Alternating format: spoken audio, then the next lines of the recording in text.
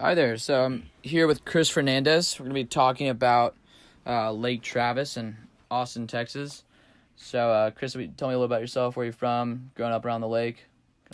Yeah, so my name's Chris. I grew up in Austin, Texas for the first 18 years of my life before coming to college in the exact same area in Northwest Austin.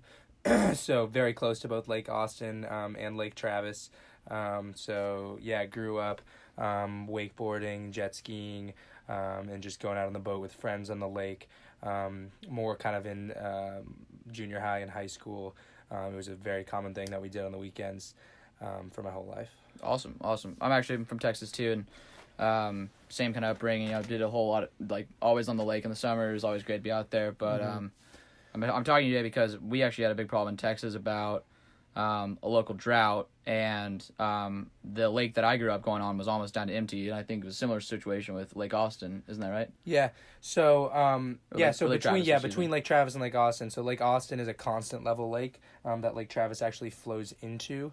So they always kept Lake Austin level, but then during the drought, I guess that was back in, between maybe 2008 through 2012. The drought was really bad, and the lake got really low. I think I want to say it was down to below 50% capacity, and people were the lake is also used for drinking water. So people were worried about drinking water. Tons of people lost a lot of money because their houses or the lake around their houses could no longer be used. Kind of destroyed some infrastructure there. But people were generally very concerned. There were also limits on now people being able to go out and enjoy the lake because of sandbars arising in certain levels. So it was a big problem for a number of years. I heard about that. Didn't they started having bad boating accidents because people would run around on sandbars, Yeah, right? exactly. So people would try to use the lake like they just had been using it for their whole lives, not realizing that the drought was actually affecting areas that they couldn't necessarily see. So then people would be driving their boats as fast as they usually would in areas that they were used to it being fine. Then there ended up being some bad boating accidents with people running into the ground.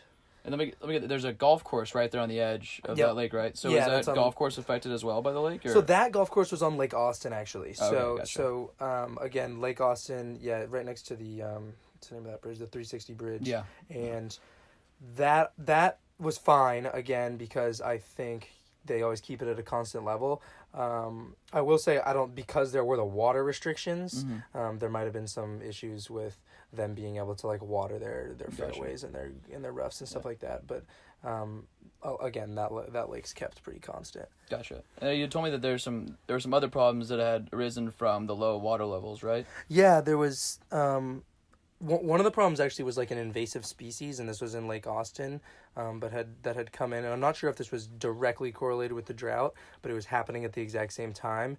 I know. So I think it was called hydrilla or duckweed, and it was a problem because it would grow really big, and it was really a thick, leafy, underwater plant, and it would get caught in boat propellers, and then also people swimming, it would get caught around their legs, and so it was a safety hazard. And that was in Lake Austin, and I know they had a problem clearing the duckweed because they were going to drain the lake a little bit and then clear it and then fill the lake back up. But again, because of the drought, they didn't have enough water to do so they couldn't drain it to clear the weeds. So the combination of those two problems made just boating harder, hanging out on the lake harder. There's some problems with fish as well in the summer. Yeah. Also, when the water was, I just remember going out and jet skiing a few times with my friends, and this was on Lake Travis. We'd be driving around on our jet skis, and there would be a lot of just dead fish, just kind of upside down in the water. And I want to say that it had to do with the fact that something to do with the combination of the heat and the drought and the low water levels led to a decrease in the amount of oxygen that was in the water. So then a bunch of the different fish species were having trouble literally breathing. A lot of them were dying. It's pretty nuts. And when kind of back to a timeline, so when you were a kid, the lake was pretty full and in good shape, and then kind of junior high school, maybe it was in worse shape. Yeah, I think the worst period was about when I was in middle school, so junior high school, sixth grade through ninth grade, I think is when it was really bad. And then I remember there being like one kind of winter spring where we just got like a ton of rain, and when it was kind of right at the point when people were starting to be like, okay, if nothing changes now, we're gonna have some serious repercussions.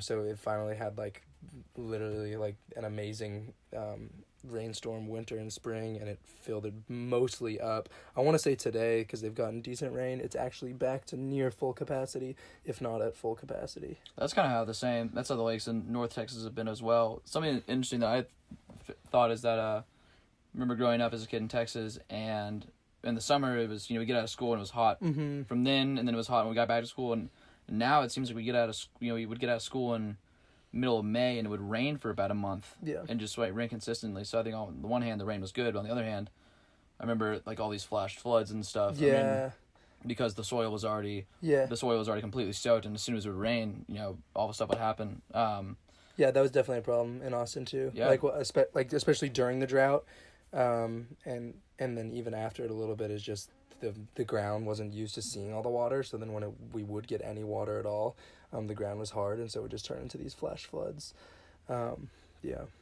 It's pretty nuts.